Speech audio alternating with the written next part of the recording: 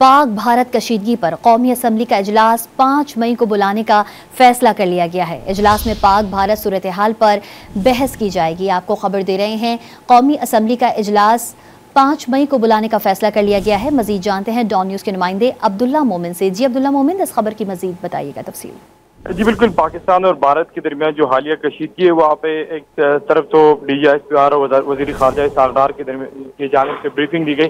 अब वज़ीर दिफा ख्वाजा आसिफ की ज़ेर सदारत पार्लियामेंट में एक मशावरती इजलास हुआ है, जिसमें ये फैसला किया गया कि तमाम सियासी जमातों को और जो सियासी लीडरान है उनको ऑन बोर्ड लिया जाए और जो पाकिस्तान और भारत के दरमियान सूरत हाल है उस पर कौमी असम्बली का इजलास बुलाना जरूरी है। इससे ये फैसला किया गया इजलास में कि कौमी असम्बली का इजलास अब 5 मई को होगा, जिसमें पाकिस्तान और भारत की सूरत हाल पर बहस की जाएगी। जी अब्दुल्ला मोमिन अपडेट कर रहे थे, आपका बहुत शुक्रिया।